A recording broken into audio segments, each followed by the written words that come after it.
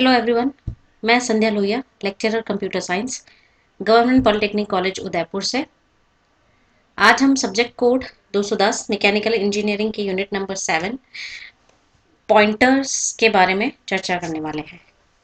इस लेसन में हम देखेंगे व्हाट इज पॉइंटर, पॉइंटर क्या होते हैं, पॉइंटर्स को सी प्रोग्रामिंग में हम कैसे यूज़ करते हैं, मीन्स कैसे पॉइंटर्स का सिंटेक्स क्या है, पॉइंटर्स का यूज़ क्या है सी प्रोग्रामिंग में, पॉइंटर्स के एडवांटेजेस एंड डिसएडवांटेज क्या है, और एक सिंपल प्रोग्राम के थ्रू हम पॉइंटर का कंसेप्ट समझने की कोशिश करेंगे। तो आइए चलते हैं, स्टार्ट करते हैं। What is pointer? पॉइंटर वह वेरिएबल है जो कि दूसरे वेरिएबल के एड्रेस को कंटेन किए रहता है। जैसा कि आपको पता है, वेरिएबल खुद एक कंटेनर की तरह वर्क करता है। मीन्स जब जो भी वैल्यू यूजर द्वारा इंसर्ट की जाती है उसको स्टोर करने के लिए वेरिएबल एक मेमोरी एड्रेस देता है। ठीक है, यानी कि वेरिएबल क्या है, एक मेमोरी एड्रेस है या मेमोरी लोकेशन है जहां पर यूजर द्वारा दी गई वैल्यू को हम स्टोर करते हैं। ठीक है, अब ऑब्वियस सी बात है कि ये एक मेमोरी एड्रेस है, वेरिएबल एक मेमोरी एड्रेस है, तो उसका भी कुछ ना कुछ मेमोरी एड्रेस होगा।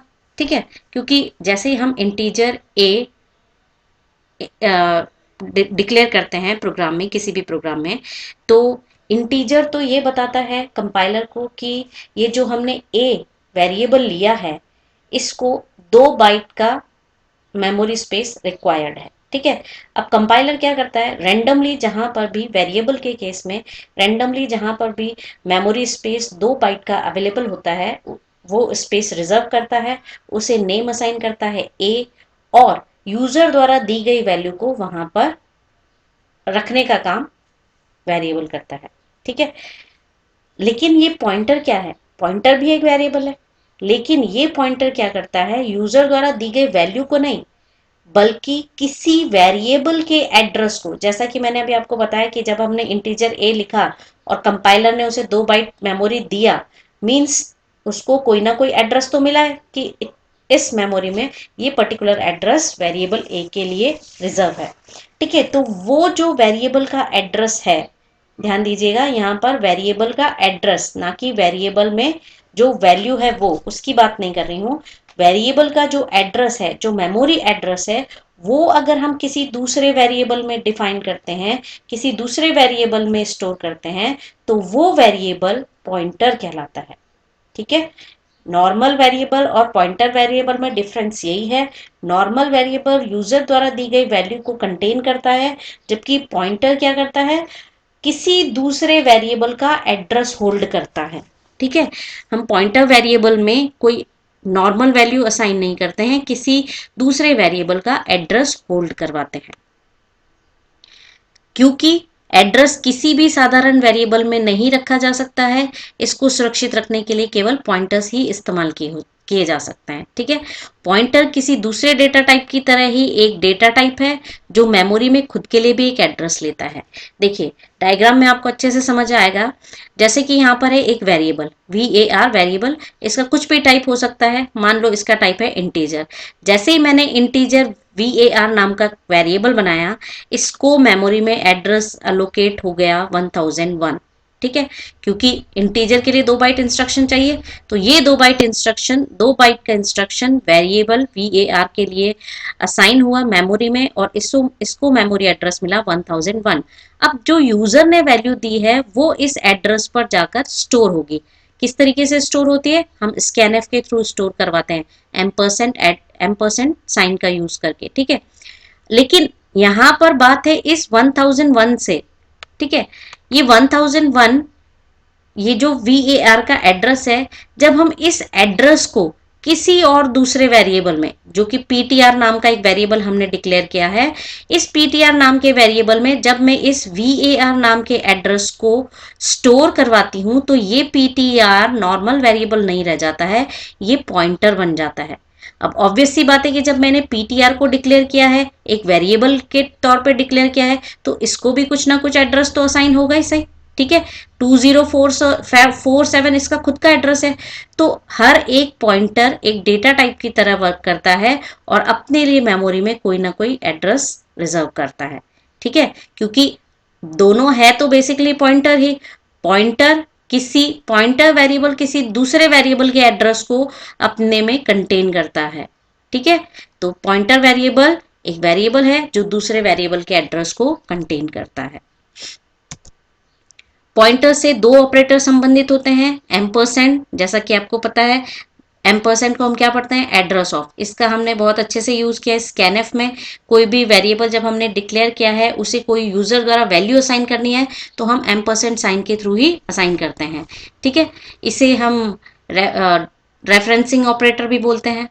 दूसरा होता है पॉइंटर और इनडायरेक्शन ऑपरेटर, या ये एस्ट्रिक साइन, जिसको हम डी रेफरेंसिंग भी बोलते हैं। ठीक है, ये जो पॉइंटर ऑपरेटर है, इसे हम वैल्यू ऑफ पढ़ते हैं। दोनों में डिफरेंस है, देखिए एम्परसेंड को हम एड्रेस ऑफ पढ़ते हैं और एस्ट्रिक जो पॉइंटर है उसको हम वैल्यू ऑफ पढ़ते हैं। ठीक है, पॉइंटर का सिंटेक्स किस तरीके से होता है, पॉइंटर, उसका डेटा, पॉइंटर का डेटा टाइप, एस्ट्रिक साइन और वेरिएबल का नेम। पॉइंटर के डिक्लेरेशन में ये एस्ट्रिक साइन बहुत इंपॉर्टेंट होता है। इस एस्ट्रिक साइन के बिना पॉइंटर आइडेंटिफाई नहीं होता है। तो हम पॉइंटर का पहले डेटा टाइप लिखेंगे, एस्ट्रिक साइन के साथ पॉइंटर का या वेरिएबल का नाम लिखेंगे। हम नॉर्मल वेरिएबल का नाम लिखते हैं और उसके साथ अगर एस्ट्रिक साइन भी लगाते हैं तो वो पॉइंटर वेरिएबल बन जाता है। जैसा कि आपको एग्जांपल में दिख रहा होगा, पॉइंटर का डिक्लेरेशन इस तरह से करते हैं। डेटा टाइप वही नॉर्मल 3-4 टाइप के होते हैं, इंटीजर, कैरेक्टर, फ्लोट, डबल। उसके साथ में एस्ट्रिक साइन के साथ कोई भी वेरिएबल नेम, पीटीआर की जगह आप कोई भी वेरिएबल नेम देंगे, वो पॉइंटर वेरिएबल की तरह वर्क करेगा। ptr1 फॉर इंटीजर, ये पॉइंटर किस टाइप का हुआ, इंटीजर पॉइंटर। ये पॉइंटर कैरेक्टर टाइप का, अगला नेक्स्ट और फिर डबल। किसी इंटीजर डेटा टाइप वेरिएबल का एड्रेस होल्ड करना है तो पॉइंटर भी उसी डेटा टाइप का होगा। मतलब अगर हमने कोई वेरिएबल इंटीजर टाइप का डिक्लेयर किया है तो उसका पॉइंटर वेरिएबल जो हम बनाएंगे वो भी इंटीजर टाइप का ही होगा। ऑब्वियस सी बात है, सेम चीज ही तो सेम चीज को अट्रैक्ट करती है। ठीक है, तो जिस तरीके से अगर पॉइंटर, जैसे कि पिछली स्लाइड में मैं आपको दिखाती हूँ, अगर ये वी ए आर जो नॉर्मल वेरिएबल है, ये इंटीजर टाइप का है, तो इसका एड्रेस स्टोर करने के लिए हम जो भी वेरिएबल बना रहे हैं, पॉइंटर वेरिएबल बना रहे हैं, उसका डेटा टाइप भी वी-ए-आर के समान ही होगा। मीन्स वी-ए-आर अगर इंटीजर है तो पॉइंटर भी इंटीजर ही होगा। ठीक है, अब बात करते हैं advantages and disadvantages of using pointer. Pointers के क्या एडवांटेजेस हैं। पॉइंटर्स मेमोरी की सीधी पहुंच प्रदान करते हैं। जैसा कि आपने पिछली स्लाइड में देखा, हम यहाँ पर वी-ए-आर के एक्सेस को पीटीआर के थ्रू डायरेक्टली एक्सेस कर सकते हैं। वैसे अगर हम इंटीजर ए लिखते हैं तो हमें ये मालूम नहीं रहता कि इंटीजर ए को कौन सी लोकेशन अलोकेट हुई है। ठीक है, और हम सिर्फ ए में जो एलिमेंट है उसी को एक्सेस कर पाते हैं। लेकिन अगर हम वी-ए-आर, जो वी-ए-आर नाम का वेरिएबल है, इसके एड्रेस को हम किसी दूसरे वेरिएबल में स्टोर करते हैं तो हम वी-ए-आर को उसके एड्रेस से भी एक्सेस कर सकते हैं। ठीक है, पॉइंटर्स फंक्शन को एक से अधिक मान वापस करने का तरीका प्रदान करते हैं। जैसा कि आपको पता है, जब हमने फंक्शंस वाला टॉपिक पढ़ा था, उसमें एक चीज आई थी कि पॉइंटर्स के थ्रू हम एट ए टाइम सिर्फ एक ही वैल्यू रिटर्न कर सकते हैं। आइदर वो नल होगी या फिर कोई वैल्यू होती है, तो वो एट ए टाइम सिर्फ एक ही वैल्यू रिटर्न की जा सकती है। लेकिन कई बार कुछ प्रोग्राम्स ऐसे भी होते हैं जिनमें हमें एक से ज्यादा वैल्यू रिटर्न करनी पड़ सकती है। उस कंडीशन में पॉइंटर्स हमारी मदद करते हैं। नेक्स्ट है, प्रोग्राम के लिए जरूरी स्टोरेज को कम करने में पॉइंटर्स मदद करते हैं। प्रोग्राम के एग्जीक्यूशन टाइम को कम करते हैं। एरे के एलिमेंट्स को एक्सेस करने के लिए भी हम पॉइंटर्स का यूज कर सकते हैं। जैसा आपको पता है, हम फोर लूप लगाकर एरे में एलिमेंट्स इंसर्ट करते हैं। जब हमने एरे पढ़ा था, तब एरे में एलिमेंट्स इंसर्ट करने के लिए हम फोर लूप का यूज करते हैं। एलिमेंट्स को प्रिंट करने के लिए या उन पे कोई मैनिपुलेशन या कैलकुलेशन अप्लाई करने के लिए हम फोर लूप का यूज करते हैं। तो हम एरेज के एलिमेंट को डायरेक्टली पॉइंटर्स के थ्रू भी एक्सेस कर सकते हैं। कॉलिंग फंक्शन और कॉल फंक्शन के बीच वैल्यू को भेजने के लिए भी पॉइंटर्स को हम यूज करते हैं। ये आपको अच्छे से पता होगा, जब हमने कॉल फंक्शंस टॉपिक पढ़ा था, उसमें कॉल बाय रेफरेंस में एम्परसेंट और ये एस्ट्रिक या पॉइंटर जो वेरिएबल है, उसको हमने काफी अच्छे से सीखा था। ठीक है, तो एरेज और फंक्शंस में हम पॉइंटर्स को बहुत इजीली यूज कर सकते हैं। पॉइंटर्स से हम डायनेमिक मेमोरी एलोकेशन और डी एलोकेशन करने की सुविधा भी मिल जाती है। मीन्स डायनेमिक मेमोरी एलोकेशन का मतलब क्या है, फॉर एग्जाम्पल लाइक मैंने कोई एरे डिक्लेयर किया, वो है 100 एलिमेंट्स के लिए, बट अगर मेरे पास उस समय 90 एलिमेंट्स ही होते हैं रन टाइम पर, अगर मेरे पास 90 एलिमेंट्स ही अवेलेबल हैं, 19 नंबर्स ही अवेलेबल हैं, तो बाकी की जो 10 नंबर्स जो मैंने डिक्लेरेशन में दिए हैं वो वेस्ट ऑफ यूज है, मीन्स उन मेमोरी का कोई यूज नहीं है। ऐसी कंडीशन में हम क्या करते हैं, हम डायनेमिक मेमोरी एलोकेशन और डी एलोकेशन का यूज करते हैं। मींस जब हमें अगर एक्स्ट्रा मेमोरी स्पेस चाहिए तो हम मेमोरी पॉइंटर्स के थ्रू मेमोरी को एक्सटेंड भी कर सकते हैं, और अगर हमें स्पेस बच रहा है तो हम वापस मेमोरी को, हमारा काम कंप्लीट हो गया है तो हम वेरिएबल से मेमोरी को वापस से डी एलोकेट भी कर सकते हैं। पॉइंटर्स जटिल डेटा स्ट्रक्चर जैसे link list, stack, Q, graph, इसमें भी हमारी हेल्प करते हैं। अब बात आती है डिसएडवांटेजेस ऑफ यूजिंग पॉइंटर।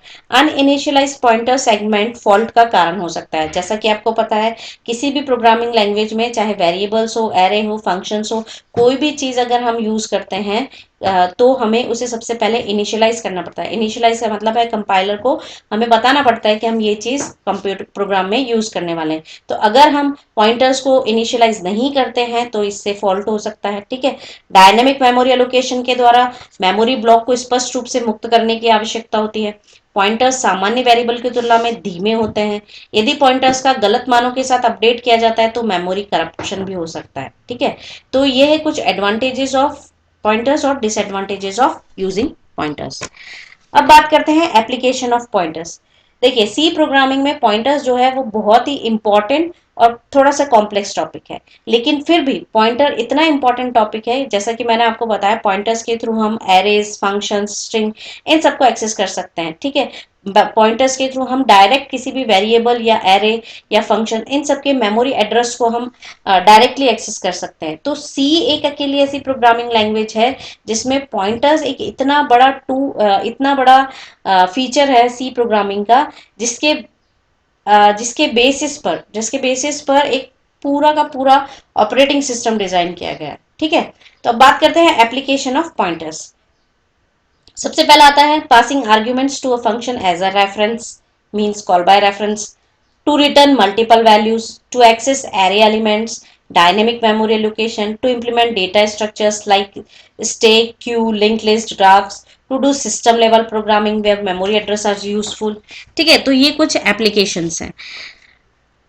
अब एक सिंपल छोटे से प्रोग्राम के थ्रू मैं आपको पॉइंटर्स का थोड़ा सा बेसिक कंसेप्ट समझाने की कोशिश कर रही हूँ। ठीक है, तो एक छोटा सा प्रोग्राम हम देख लेते हैं। सबसे पहले हम लिखते हैं नॉर्मल हैश इंक्लूड stdio.h, जो हमारा स्टार्ट है। आई होप आपको पता होगा, अब याद होगा कि हम ये stdio.h लाइब्रेरी क्यों इंक्लूड करते हैं। ठीक है, उसके बाद हमारा नेक्स्ट आता है मेन फंक्शन। उसके बाद आता है मेन फंक्शन। मेन फंक्शन के बाद आते हैं ब्रैकेट्स। ब्रैकेट्स में यहाँ पर सबसे पहली चीज मैं इनिशियलाइज कर रही हूँ integer i equal to 3। i एक वेरिएबल है जिसका टाइप है इंटीजर और उसमें एलिमेंट स्टोर कर रही हूँ 3। अब जैसा कि मैंने आपको बताया कि हम पॉइंटर का डिक्लेयर कैसे करते हैं, डेटा टाइप, एस्ट्रिक साइन और वेरिएबल का नाम। तो क्योंकि डेटा टाइप मैं ऑलरेडी डिफाइन कर चुकी हूँ, ये भी मैं आपको पिछली स्लाइड्स में बता चुकी हूँ कि जिस टाइप का हम वेरिएबल डिफाइन करते हैं डेटा उसका पॉइंटर वेरिएबल भी उसी टाइप का होगा। मीन्स मेरा वेरिएबल इंटीजर टाइप का है आई, तो हम जो इसका पॉइंटर वेरिएबल बना रहे हैं वो भी इंटीजर टाइप का होगा। हम इसी तरीके डिक्लेयर करते हैं डेटा टाइप, एस्ट्रिक साइन और वेरिएबल का नाम। अब जैसा कि मैंने आपको बताया कि पॉइंटर क्या है, पॉइंटर एक ऐसा वेरिएबल है जो किसी दूसरे वेरिएबल के एड्रेस को होल्ड करता है या कंटेन करता है। तो जे में आई का एड्रेस कैसे जाएगा, जे इक्वल्स टू %i। करेक्ट है। इस स्टेटमेंट में हम क्या कर रहे हैं, %i का मतलब क्या है, एड्रेस ऑफ आई को ट्रांसमिट करो जे में। ठीक है, यही करते हैं हम, राइट टू लेफ्ट चलते हैं। तो आई का जो एड्रेस है उसको हम जे में ट्रांसफर कर रहे हैं। ठीक है, अब यहां पर मैं different print F options use कर रही हूं ताकि आपको ये पता चले कि जो भी ये %, या एस्ट्रिक साइन का यूज है, इससे प्रोग्राम में क्या चेंजेस दिखाई दे रहे हैं आपको। ठीक है, सबसे पहले मैं प्रिंट करती हूं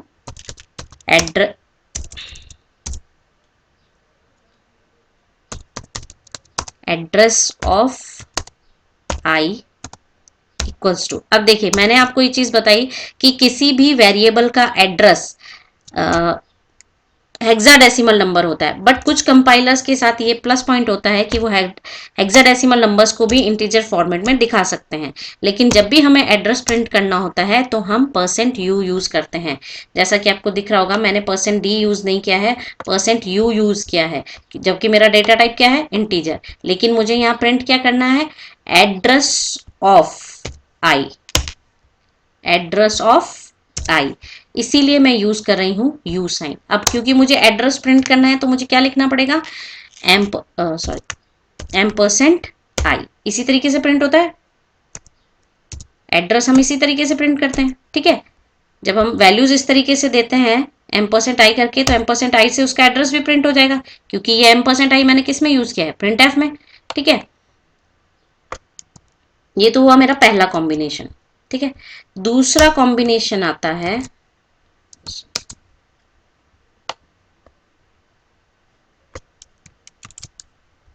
दूसरा कॉम्बिनेशन आता है एड्रेस ऑफ आई में।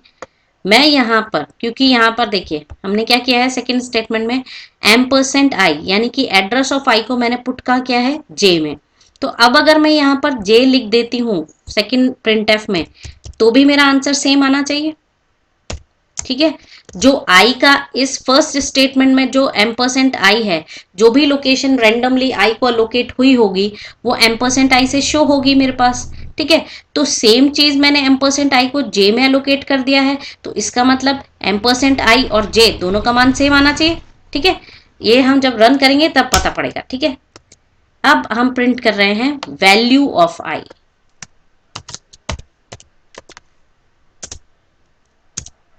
वैल्यू ऑफ आई।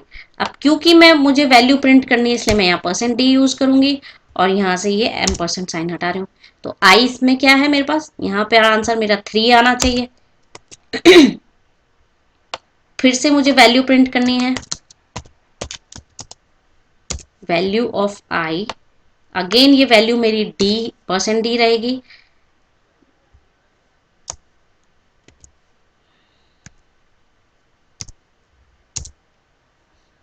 यहाँ पर मैं एस्ट्रिक साइन यूज कर रही हूँ और यहाँ आकर ब्रैकेट का एक और साइन आएगा। ठीक है, अब एक बार और मुझे वैल्यू ऑफ प्रिंट करना है, वैल्यूज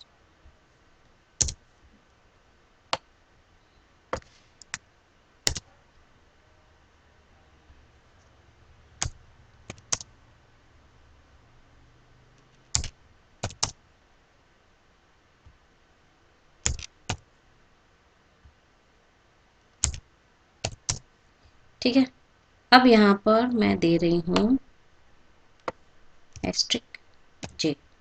ठीक है, अब देखिए एस्ट्रिक का मतलब, एस्ट्रिक साइन का मतलब है, हमने स्लाइड में देखा था अभी, एस्ट्रिक साइन का मतलब है वैल्यू ऑफ, और % साइन का मतलब है एड्रेस ऑफ। इस लास्ट वाला जो मेरा प्रिंट एफ है उसका क्या मतलब है, %j का मतलब है कि ये एक पॉइंटर वेरिएबल है।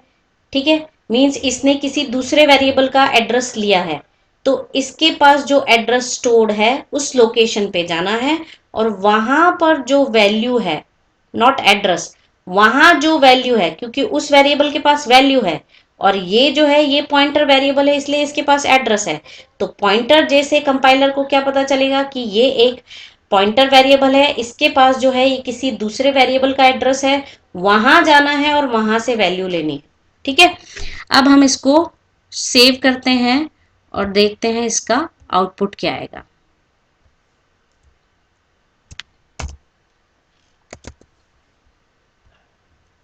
ठीक है, इसको मैंने कंपाइल किया,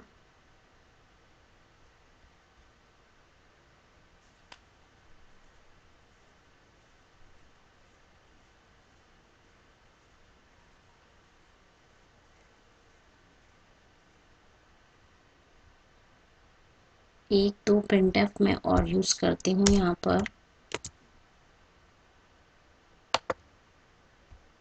देखिए, क्योंकि अब j भी जो है वो कोई ना कोई वेरिएबल है, तो इस एड्रेस से एक दूसरे वेरिएबल मतलब j का जो एड्रेस है वो शो होगा।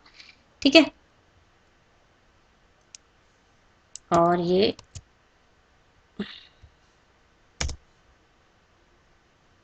यहाँ पर शो होगा j में जो वैल्यू है वो। ठीक है, वैल्यू यहाँ लिखती हूँ मैं, वैल्यू वैल्यू ऑफ j। ठीक है, क्योंकि मुझे यहाँ वैल्यू ऑफ j पढ़नी है। यहाँ एड्रेस ऑफ i, ठीक है, क्योंकि मैंने आपको बताया कि अगर ये वेरिएबल पॉइंटर वेरिएबल भी है तो भी इसे मेमोरी में कुछ ना कुछ स्पेस तो मिलेगा ही, कुछ ना कुछ इससे भी मेमोरी एलोकेट होगा। तो वो जो मेमोरी एलोकेट है वो हमें पता चलनी चाहिए, इसलिए मैंने डिफरेंट कॉम्बिनेशंस यूज किए हैं। ठीक है, अब देखते हैं इसका आउटपुट क्या आएगा। देखिए, सबसे पहला है एड्रेस ऑफ आई, क्योंकि ये address of I randomly allocate हुआ होगा मेमोरी में। आई को रेंडमली मेमोरी स्पेस अलोकेट हुआ होगा। ठीक है, तो m% i से आई का एड्रेस अलोकेट हुआ है। ठीक है, अब क्योंकि एड्रेस ऑफ आई दूसरा जे है, यहाँ पे सेकेंड स्टेटमेंट में मैंने क्या किया, m%i से मुझे आई की लोकेशन मिल गई, मेमोरी एड्रेस मिल गया, उसको मैंने जे में डाल दिया। तो ये जो जे को मैंने प्रिंट किया है, एड्रेस ऑफ जे, ठीक है, तो ये जो मैंने जे को प्रिंट किया है ये एक्चुअल में आई का एड्रेस ही है। ठीक है, दोनों सेम है। अब बात आती है वैल्यू ऑफ आई, ये तो दिख ही रहा है, वैल्यू कितनी है 3। ठीक है, 3 प्रिंट हो गया। उसके बाद बात आती है वैल्यू ऑफ आई। ठीक है, वैल्यू ऑफ आई, अब यहां पर जब दोनों साइन पॉइंटर्स में दोनों दो साइन इंपॉर्टेंट है, m% और एस्ट्रिक साइन, जब ये दोनों लगातार आ जाते हैं तो आपको ज्यादा कंफ्यूज होने की जरूरत नहीं है। वैसे इसका मीनिंग क्या है, वैल्यू ऑफ एड्रेस ऑफ आई। ठीक है, तो मीन्स अगर जब दोनों साथ आ जाते हैं तो ये दोनों साइन को आप नॉर्मल कैंसिल कर दीजिए, यहां पर रह जाएगा सिर्फ आई, यानी कि वेरिएबल का नाम। जब दोनों पॉइंटर से रिलेटेड जो दोनों साइन है ये दोनों एक साथ लगातार में आ जाते हैं, हम इन्हें कैंसिल कर देंगे तो बचेगा वेरिएबल का नेम, और वो वेरिएबल में जो भी वैल्यू होगी वो प्रिंट होगी। ठीक है, तो प्रिंट क्या हुआ है 3। देखिए मेरे फोर्थ स्टेटमेंट में 3 प्रिंट हुआ है। ठीक है, उसके बाद आता है next statement, value of i pointer j. तो मैं पॉइंटर जे पे क्या प्रिंट कर रही हूँ, वैल्यू ऑफ आई, क्योंकि एक्चुअली इसका मीनिंग क्या है, पॉइंटर जे का मतलब है, पॉइंटर जे एक नॉर्मल वेरिएबल नहीं है, वेरिएबल पॉइंटर वेरिएबल है। पॉइंटर वेरिएबल है मतलब इसके पास किसी दूसरे वेरिएबल का एड्रेस है, इसके पास जो है वो वैल्यू नहीं है, वो किसी दूसरे वेरिएबल का एड्रेस है। उस एड्रेस पे जाओ, और वो किसका एड्रेस है, आई का एड्रेस है। उस एड्रेस पे जाओ और वहां से वैल्यू उठा के लाओ, तो वहां वैल्यू कितनी है 3। तो मेरे पांचवा जो स्टेटमेंट में उसमें 3 प्रिंट हुआ है। ठीक है, अब बात आती है एड्रेस ऑफ, सॉरी यहाँ पर मुझे यहाँ पर जे लिखना चाहिए था। ठीक है, address of j, address of j, देखिए ध्यान रखिए यहाँ पर मैं प्रिंट कर रही हूँ एड्रेस ऑफ आई नहीं, एड्रेस ऑफ जे प्रिंट कर रही हूँ। एड्रेस ऑफ जे और m% जे से क्या होगा, जे को, क्योंकि जे को भी कुछ ना कुछ मेमोरी एलोकेट हुआ होगा, तो जे को जो मेमोरी एलोकेट हुआ है वो यहां पर आया है। ठीक है, देखिए दोनों का एड्रेस डिफरेंट है, 2293432, इसे मिला है 2293436, तो ये रैंडमली मेमोरी एलोकेट हुए। ठीक है, और यहां पर देखिए वैल्यू ऑफ जे, तो जे पर क्या स्टोर है अभी, एड्रेस ऑफ आई।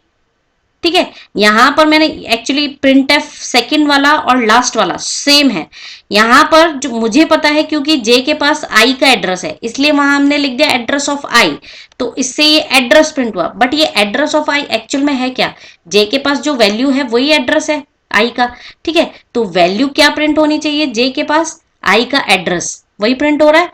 आई का एड्रेस क्या है, ये देखिए यहाँ पर 2293436, 2293436। ठीक है, तो ये है थोड़ा सा बेसिक कंसेप्ट अबाउट पॉइंटर्स, कि हम पॉइंटर्स को डिक्लेयर कैसे करते हैं, पॉइंटर्स में ये जो एस्ट्रिक एम्परसेंड साइन है ये हम कैसे यूज करते हैं ताकि हमें किसी वेरिएबल मतलब उस पर्टिकुलर वेरिएबल का एड्रेस या उसमें जो वैल्यू कंटेंट की हुई है वो हमें कैसे मिलेगी, ठीक है। तो यहाँ पर आपको ये चीज ध्यान रखनी है कि एम्परसेंड एस्ट्रिक साइन कब कैसे यूज होगा, किस वेरिएबल में हम किसकी वैल्यू असाइन कर रहे हैं। अगर हमारा वेरिएबल इंटीजर टाइप का है तो पॉइंटर भी इंटीजर टाइप का डिक्लेयर होगा। हम जो वैल्यू असाइन करते हैं, एम परसेंट का मीनिंग होता है, एम परसेंट साइन से हम वैल्यू असाइन करते हैं वेरिएबल में, और एम परसेंट का मीनिंग होता है एड्रेस ऑफ, और पॉइंटर जो एस्ट्रिक साइन है उसका मतलब होता है वैल्यू ऑफ, ठीक है। तो ये थोड़ा सा बेसिक कंसेप्ट है पॉइंटर के बारे में। अगला जो हम लेक्चर डिस्कस करेंगे उस लेक्चर में हम एप्लीकेशंस ऑफ पॉइंटर डिस्कस करेंगे। मींस पॉइंटर्स के थ्रू हम एरेज, फंक्शंस, स्ट्रिंग्स और इन सबको कैसे एक्सेस कर पाते हैं, बेसिक अरिथमेटिक हम कैसे इंप्लीमेंट कर पाते हैं, ठीक है। तो ये जो एप्लीकेशंस ऑफ पॉइंटर्स है ये हम नेक्स्ट लेक्चर में देखेंगे। आई होप आपको पॉइंटर का बेसिक कंसेप्ट समझ में आया होगा, ये तो छोटा सा जो हमने प्रोग्राम बनाया है उसके थ्रू, ठीक है। आगे के लेसन में हम इसके एप्लीकेशंस देखेंगे पॉइंटर के। Thank you.